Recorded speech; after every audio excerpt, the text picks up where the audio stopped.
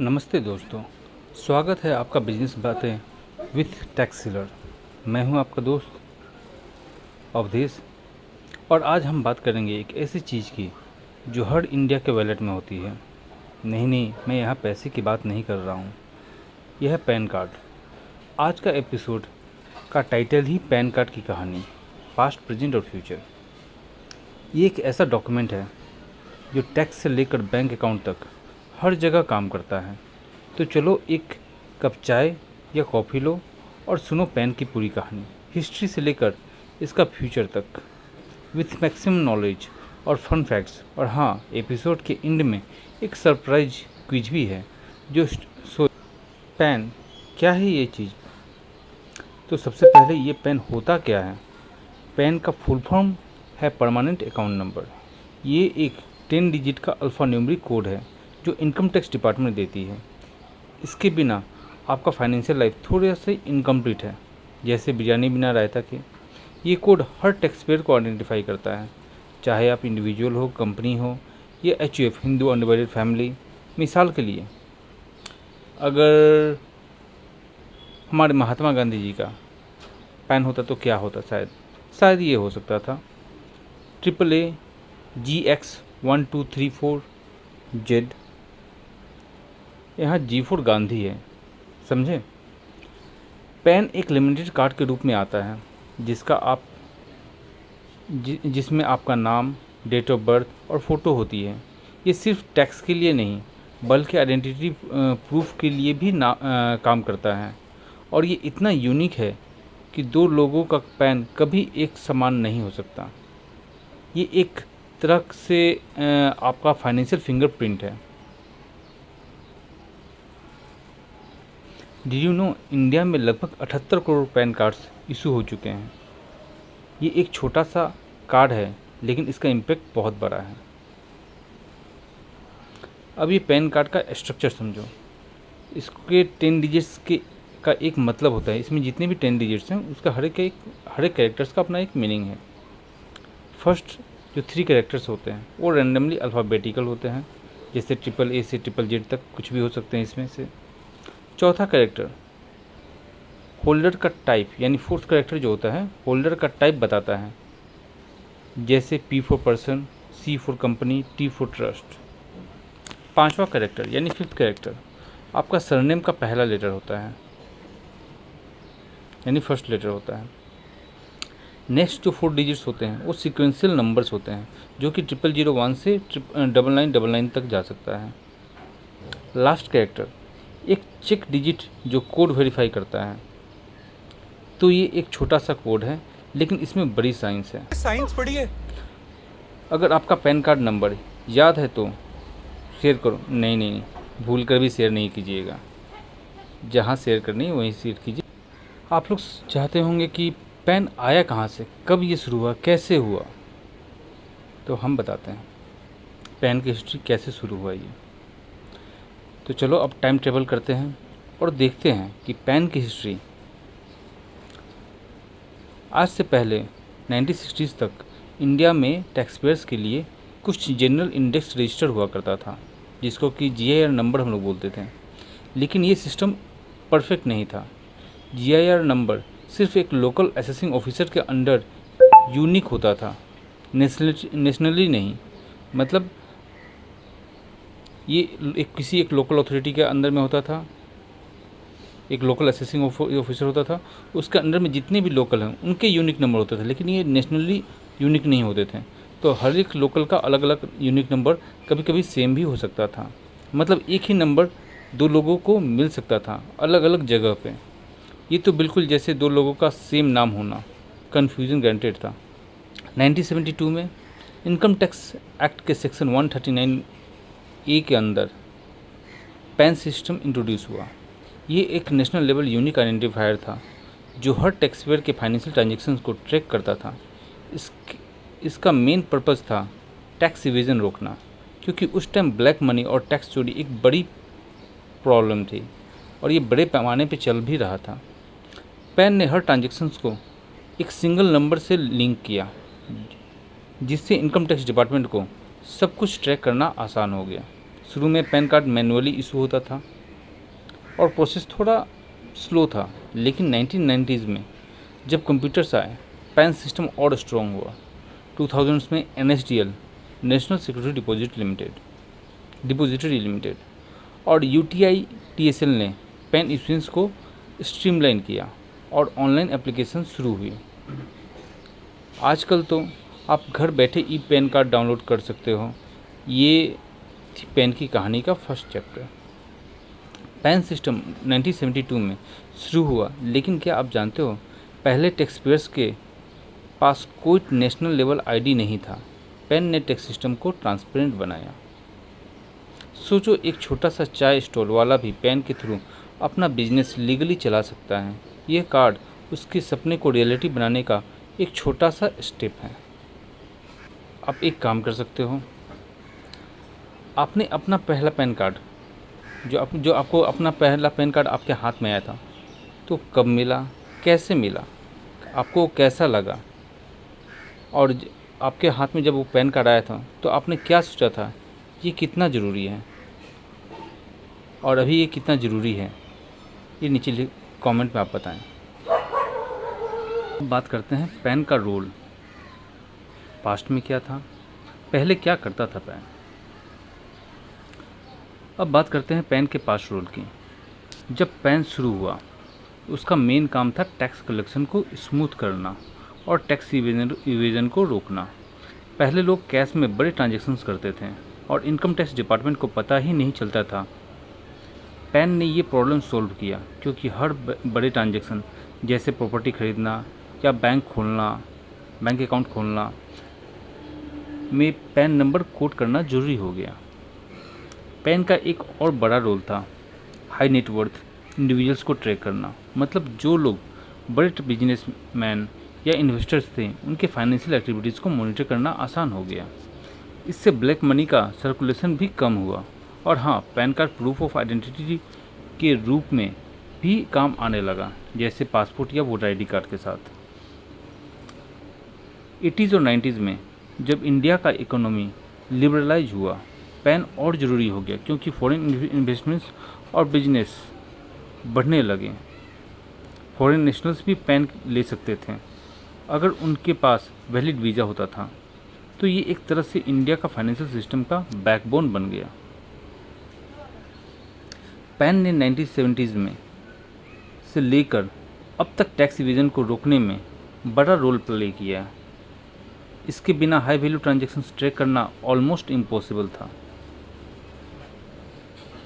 Pan को एक तरह से आपका फाइनेंशियल GPS समझो।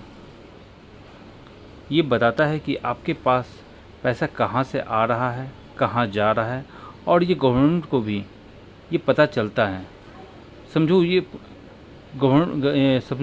निर्मला सीतारमण ने आपके ऊपर में एक पैन कार्ड के टाइप का एक GPS लगा दिया है, जिससे उनको ट्रैक मिलती रहती है कि आपका कौन सा ट्रांजैक्शन कब आ रहा है, कब जा रहा है, क्या हो रहा है।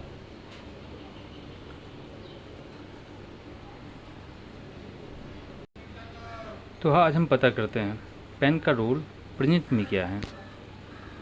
अब आज के टाइम में पैन का रोल और बड़ा हो गया है। आज पैन सिर्फ टैक्स के लिए नहीं, बल्कि हर बड़े फाइनेंशियल ट्रांजैक्शंस के लिए मैंडेटरी है। चलो कुछ एग्जांपल्स देखते हैं। बैंक अकाउंट खोलना, पैन चाहिए। प्रॉपर्टी खरीदना या बेचना जो 5 लाख से ज़्यादा हो, पैन चाहिए। म्यूचुअल फंड्स या शेयर्स में इन्वेस्टमेंट करना ही है, पैन चाहिए। 50,000 से ज़्यादा कैश डिपॉजिट या होटल बिल, पैन चाहिए। क्रेडिट कार्ड या लोन अप्लाई करना है, गेस व्हाट, पैन चाहिए। और हाँ, 2017 से पैन को आधार से लिंक करना भी मैंडेटरी हो गया। लास्ट डेडलाइन थी 31 मार्च 2024, और अगर आपने अब तक नहीं किया तो जल्दी करो, वरना पैन इनऑपरेटिव हो सकता है और ट्रांजैक्शन में प्रॉब्लम आएगी। पेनल्टी भी लग सकती है 10,000 रुपये तक। एक और बड़ी बात, यूनियन बजट 2023 में गवर्नमेंट ने कहा है कि पैन अब एक कॉमन आइडेंटिफायर बनेगा for all digital systems of government agencies.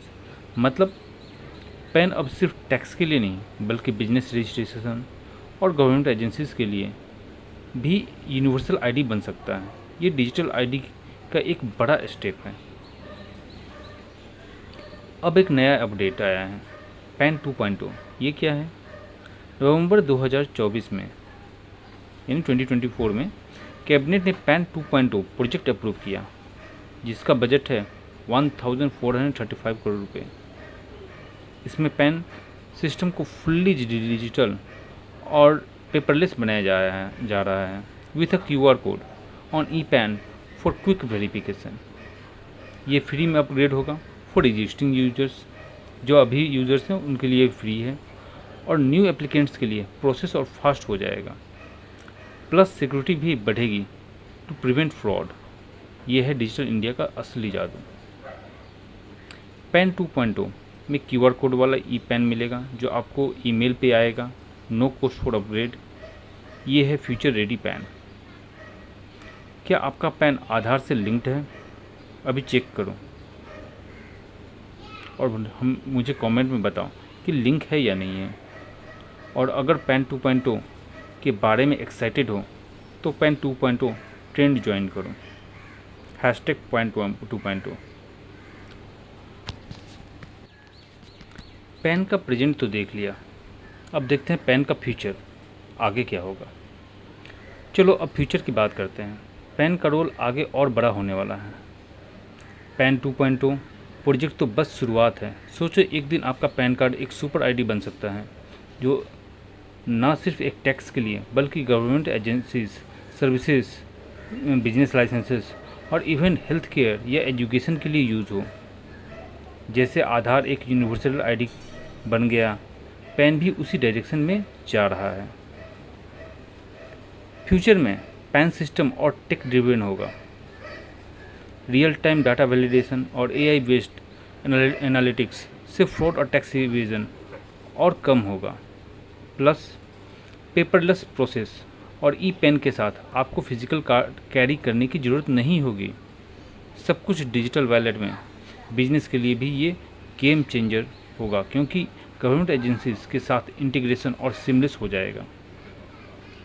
एक और इंटरेस्टिंग पॉसिबिलिटी, पैन के थ्रू फाइनेंशियल इंक्लूजन बढ़ेगा।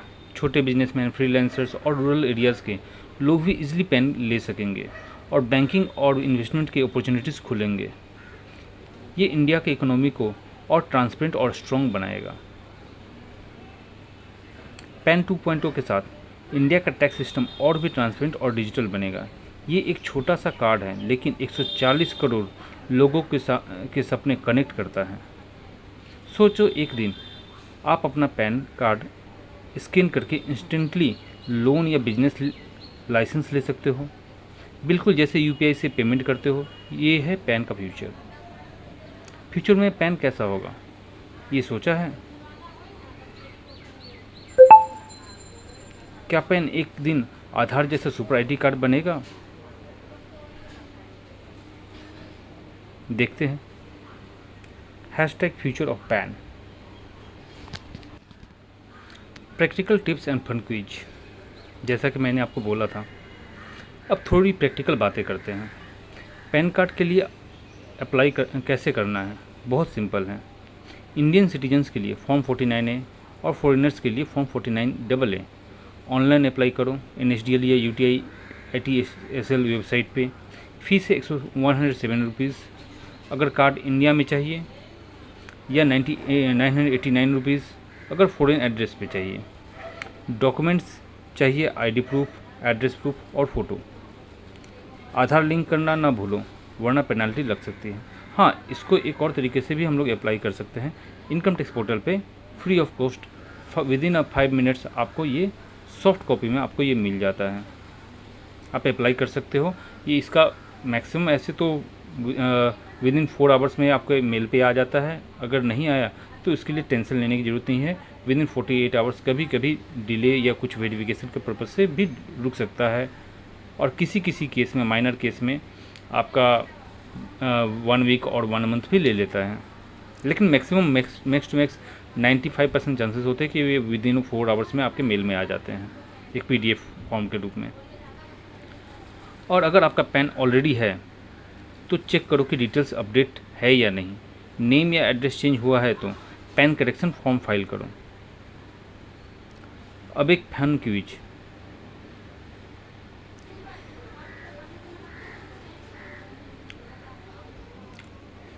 पैन का फुल फॉर्म क्या है? नीचे लिखे कमेंट में बताइए।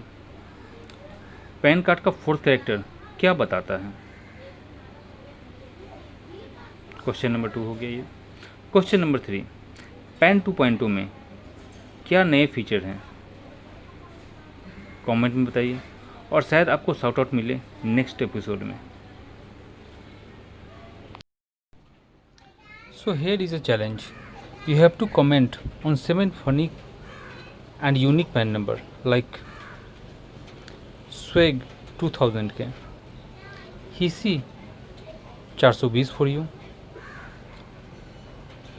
आपकी 001 for you, digit 123 for you, ईश्वर 123 फॉर यू, भगवा